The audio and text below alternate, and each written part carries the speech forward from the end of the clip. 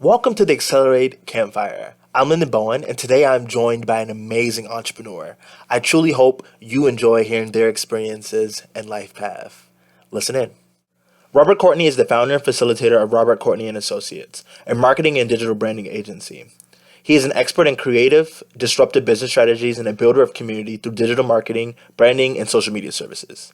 He has a desire to invest into the development of people and their personal brands, a vision he has had for over a decade. His current client roster includes the Detroit Pistons, Murray's Original Hair Pomade, and he was also featured as a speaker at TedX Detroit this past month, and even just successfully launched and hosted Detroit's first ever iconic sneaker ball with rapper Neo over the past Thanksgiving weekend. Without further ado, please give a warm welcome to Robert Courtney. Everyone's curious to know, Robert, what you were doing before you launched your current business. So before I launched my current business, which is Robert Courtney and Associates, I was overseeing a fashion brand called Unique Collection. Unique spelled UNEEK.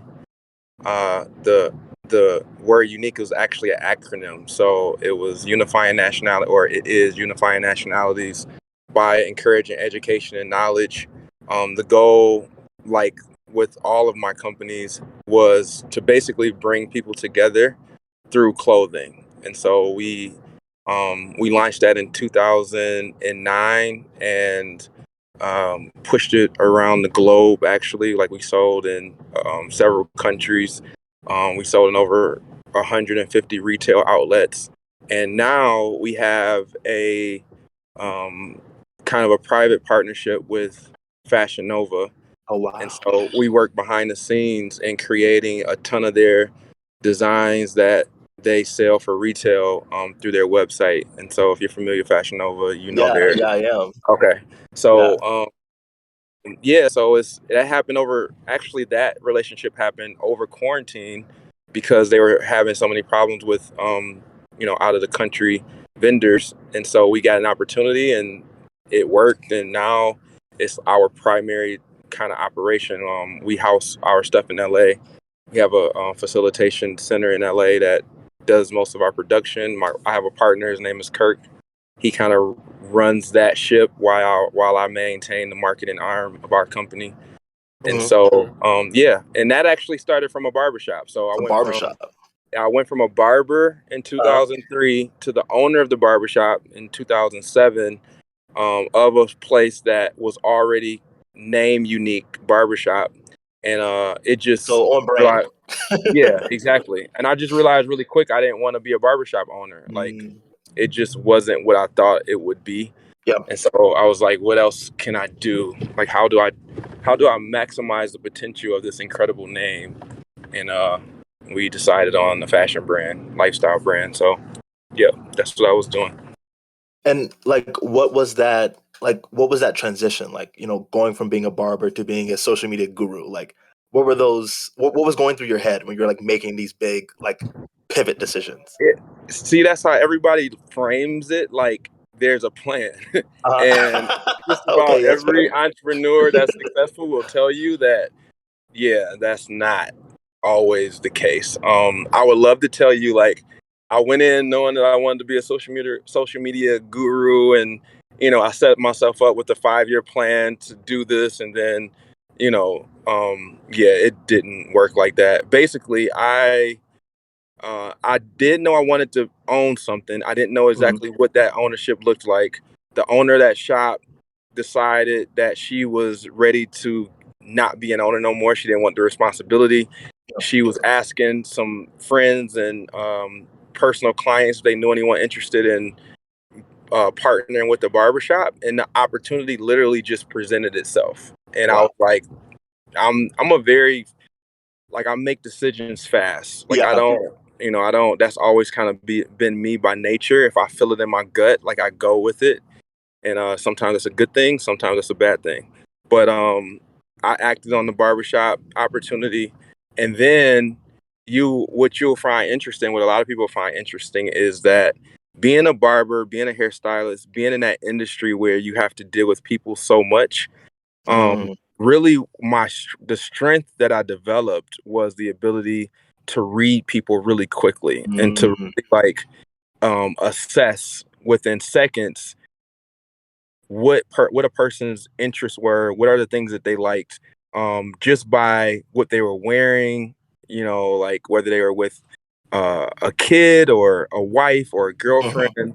Like, I had to come to this conclusion really quickly because when they sat in my chair, I needed to establish like a very quick relationship so that I could make an Mm. impression to get them to keep coming back.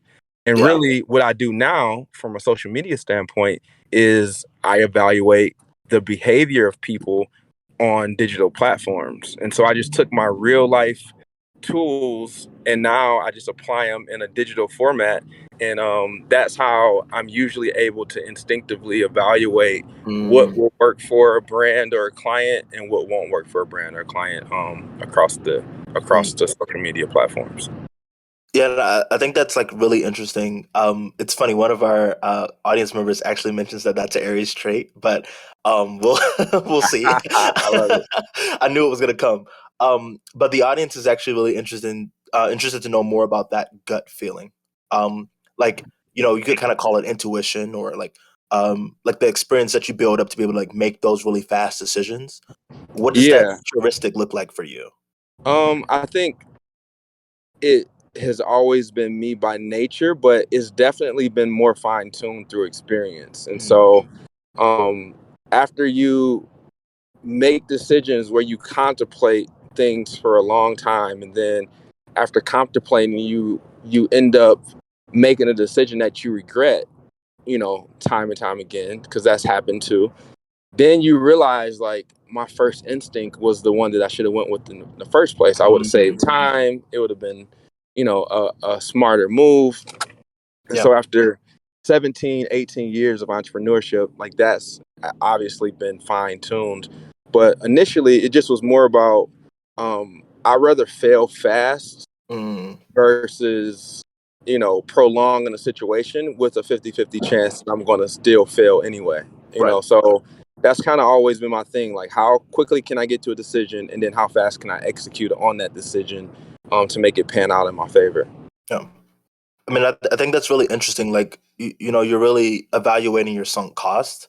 And I think, particularly as an entrepreneur, like you have to get over that really fast. Like, you don't have the pleasure of like just sitting with your sunk cost. You have to move on and make another decision. You kind of like already lost it. Like A what you're talking thousand about is like percent cutting your losses, right? 1,000%. And as an entrepreneur, like, this is your livelihood. Mm. So another example of being a barber, you could have seven barbers, six barbers in a barbershop, and you have, I don't know, 10 customers, potential customers waiting. And you can sit there and you can take your time, like you can give the best possible haircut, and it could take you 45 minutes. Meanwhile, every customer that could potentially be your customer is going to other chairs, So, like, Hmm. for me in that situation, there was quick decisions made on like, do I do a haircut that's okay, that's maybe 80% of like the best possible work that I can do so that I can get to the next customer? Or do I spend all this time and then possibly lose all of these customers that could possibly sit in my chair next? And my business decision was I'm going to give 80% haircuts and have great conversations. Hmm. And that led to like exactly what I wanted it to lead to. Yeah, so my gut has always just kind of been kind of like my North Star in terms of making decisions and how I move, and it hasn't let me down yet. So I'm gonna stick with Yeah. it. Yeah. Ziz is mentioning the 80-20 rule. Is that something that you kind of follow? Or Yeah, for sure. I mean, especially in my field of work, like, I mean, it's probably across the board in a lot of different industries, but I've just found like if you're a perfectionist as an entrepreneur, it's gonna be tough. Like, yeah. it's hard to be a perfectionist because it slows you down. Like, you can't have speed of execution if you're over analyzing and nitpicking details. And I see so many startup companies who put so much energy and time into insignificant things. Mm. And um, you know, you're putting out a flyer to launch your business.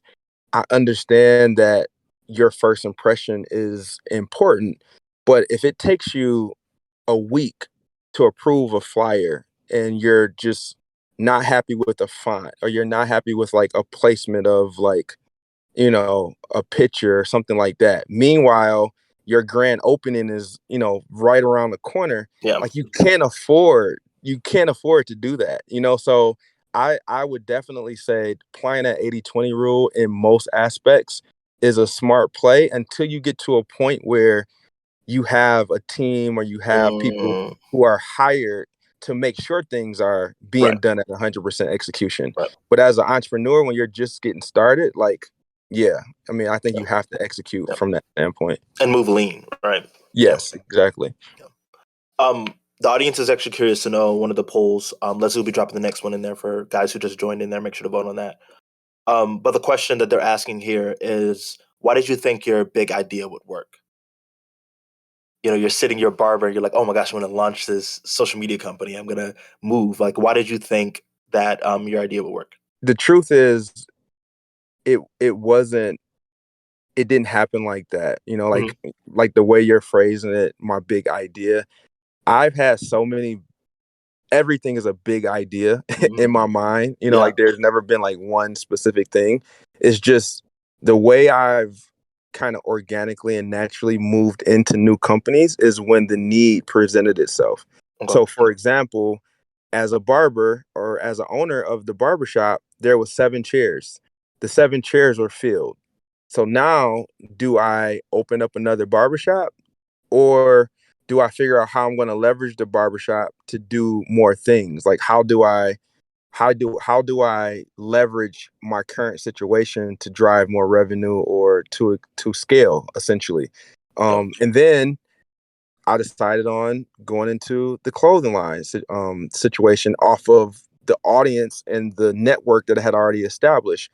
We sold unique T-shirts to the customers. Like that was the transition into like the apparel business, and then the apparel business was built on using social media platforms for ourselves. And so now, once people saw that we were achieving success through MySpace, Twitter, then Facebook, and all these platforms, people begin to inquire. How are you using the platforms? What do you do? How do you set up a Facebook page? How do you use an event page? So all these questions led into consultations. And then slowly my consultations began to take up so much of my time that I couldn't cut hair. I didn't have time to do Mm, unique stuff. So then it was like, all right, I have to figure out a price tag for what I'm gonna charge, which rolled into a social media agency. So there was never a big idea where there was a plan per se. It was just I identify a need because the inquiries and the interest is there, and then I test the model or I prove the concept amongst the resources and the team and what I have established. And then when I see it consistently working, then that's when I take the next step to turn it into an actual business and figure out a way to grow and expand it from there. I think I think your ethos is really interesting, right? I kind of I'm understanding it really as like you have like really mastered MVPing a startup like with low risk in a way, right? Like you're able Yes. to leverage one job, one gig, one business to build another business, which is something extremely important, like as an entrepreneur, right? Um, how do you go about making those MVP decisions? Like when you're building, any one of your businesses, like what was going through your head? Well, I mean, for me, every every successful business has to have an audience or a customer or a community or however whatever terminology you use for that. And so that's kind of I took I created this acronym, attack, audience, trust, attention, content, consistency. I created that acronym because I took and I looked at everything that I've done over the last 10, 15 years, and I tried to basically put that into a process. And in that process, I came up with that acronym. And the starting point, and that acronym is in order of how I prioritize my thought process on whether or not I can make a situation successful, or I guess a better way to explain it is, um, are these things available in order for me to quantify or qualify my next move? And I think marketing is super important for, evaluating the success of a business. Like, how marketable is it? And I think that acronym, with audience being the first thing, you have to have an audience or a consumer or a client that's interested in what you have to offer. And so once I establish that, that's probably the biggest piece. Because if I have enough people that's interested in what I have to sell or offer, I know I have a low risk opportunity. And then it's really just at that point, it's about, do I have the bandwidth to be able to execute on it? Mm-hmm. The audience is actually really interested. If you could repeat the acronym again, they're like loving the acronym. Yeah, Actually, it's audience, it's attack. So it's audience, trust, attention, content, and consistency. And if they want me to elaborate, like, I would oh be. yep, Alyssa got it. Okay. Um, how did you like stumble upon this? Like, is there like someone that you follow or some book that you read? Like, how did you come to this acronym? Oh no, that's 100% Robert Courtney. Period. Okay, we love the energy. Yeah, That's why I we have didn't. you here, right? I figured, but I didn't want to assume. Yeah, no, for sure. No, that is based off of, like I said, that's based on me evaluating the things that have created success for us. So, um, with everything that I've ever done, the first thing is, like, you have to find people. Like, you need people. You need people from an interest standpoint. You need people from a client purchase standpoint. You need people from a follower, like, social media standpoint. Like, you need people, whether they're in your address book, whether they're in your email contact Hmm. list. You have to have people. And so that's where the audience came from. And then amongst those people, you have to develop a level of trust. Like, are you who you say you are? Like, if they see you, what feeling do they get about you? And so, um, that obviously explains the T. And then, like, the attention aspect, I think right now, maybe 5 years ago, 10 years ago, it wasn't as important, but attention for social media is basically the name of the game. Like, you asked me about TikTok. Like, you have to be paying attention to even know or understand, or I'm sorry, you have to be in the right places to know or understand where the attention is. And Mm, so, like, the attention right now is on platforms like TikTok yeah, and Discord and, like, some of these other things. yeah, And it's spread so thin. Like, there's so many places that you yeah. can go and you can find attention. So there's a tribe and an opportunity out there for everybody if you're willing to go and, do your due diligence to find those things. So yeah, like, and I won't go through the rest, but, like, that was me evaluating the things that I felt were most important for myself. And then also, as I would talk to brands and individuals about helping them with their brands, this is how we start the process of evaluating. If you're starting a brand and you don't have a network, Mm. then we got work to do. Like, we have to build you an audience, and, like, that's work nowadays, so. Right, right. You started from ground zero on that one. Exactly. Yeah. Yeah. Something that kind of stuck with me as I was like reading your bio, was particularly the quote of creating disruptive business strategies, and you mentioned TikTok and you mentioned other platforms that are like disrupting in this space. Like, what would be your advice to entrepreneurs on how to like move with that disruption, particularly like TikTok and other like Discord and other platforms that are kind of like shaking up the game? Um, I think it's two things. One is removing the fear of messing up. Like, Mm, you can't mess up. Like, there's nothing that you can really do that can't be fixed, can't be erased, can't be deleted. There's, like, this idea in most brands' minds or most individuals' mind, especially um people that are launching personal brands, but there's this idea that when I hit this button to post and share, I'm about to show this to the entire world. Like, the entire world is mm, going to, see me at in this vulnerable moment because I'm not sure what I'm doing, right? And the reality is, if you're on Facebook, 2% of the people are seeing you, of your following. If you're on Instagram, maybe 3% of the people are seeing it. TikTok, it gets a little better, but still, like, no, there's nowhere near as many people watching you as you fail forward, let's just say, and putting out this content. And so I would encourage people to, number one, be vulnerable, get outside of the box, get outside of your head in terms of the type of content that, the content that, to me, that is the easiest, that converts the easiest, is vulnerable content that tells a story about who you are as a person, or gives insight to who you want to be as a brand, in this most authentic form. Like, I think that is kind of like the safe approach to Yeah. creating very convertible content if you're just Mm. not sure. And then the other thing is consistency. Like, you can put out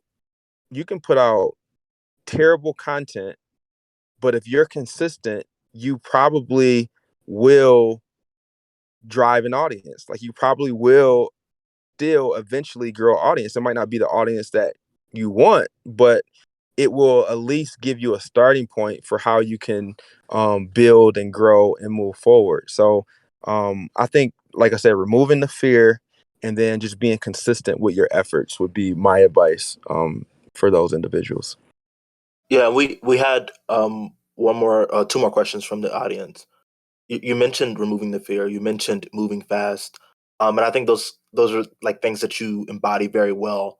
Were there any moments that you doubted, or you thought about quitting or like stopping, along in your journey? Uh, no, but really, so in 2003, I was fired from a job. Like, Mm. didn't do anything wrong. Showed up for work every day on time. Worked for a job for 3 years. Went in one day, had a job. Went in the next day, didn't have a job anymore. Brand new Wow. house, brand new car, Wow. and it just put me in a really bad spot. And so for me, there's nothing worse than that. Like, I was at my bottom, I had kind of hit rock bottom at that particular time. So for me, no, I never thought about quitting, because the alternative was going to work for somebody, and that wasn't an option for me. Was an option for you. Yeah, that thought was almost like, it was the worst possible scenario for me at that point. So yeah, I never thought about quitting. Did I ever feel nervous or feel like, I need things to work right now? Absolutely. That is the nature of an entrepreneur. Like, like, we are actually, to me, we're survival experts. We are solution seekers. We are specialists at figuring things out, because on any given day, everything can break. You're Yeah. constantly putting out fires. Like, it's just, you learn how to live in a mental headspace where something can go wrong.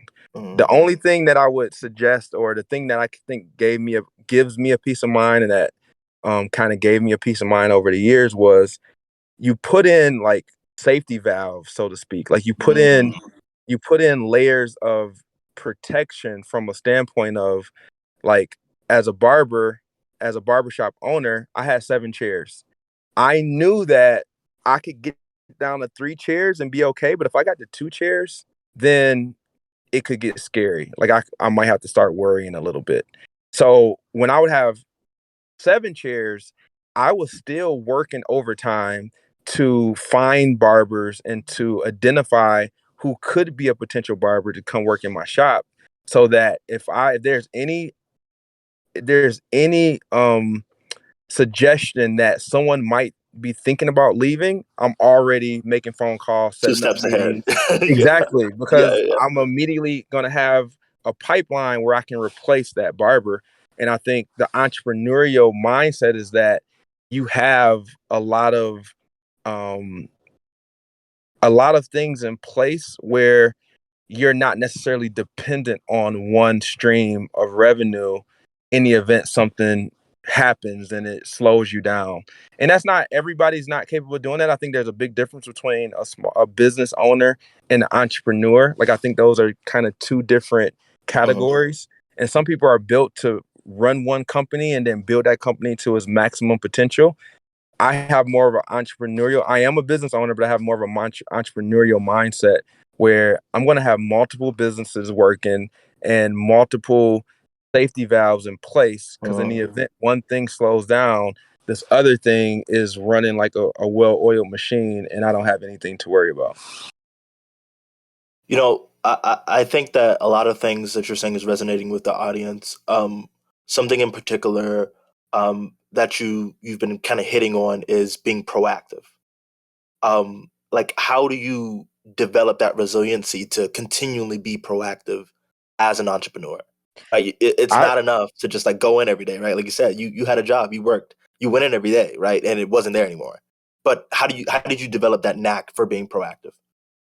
I really think like it has to be a part of your DNA if you want to be a successful entrepreneur. Like I don't really think it's an option um because of the amount of challenges and the amount of like the one thing I can guarantee someone that's considering entrepreneurship or launching a successful business, the thing that I can guarantee is that you're going to have days where things aren't working. Like that's a guarantee. You're going to have days where um you know you're not going to make anywhere near the amount of money you thought you would. And it's for the people that's planning, like you realize that real fast. Like your projections, it looks nothing like your projections starting out, So Mm, with that being said, I think if you don't have in your DNA this mindset that you work when things are going good, you work harder when things are yeah, actually going good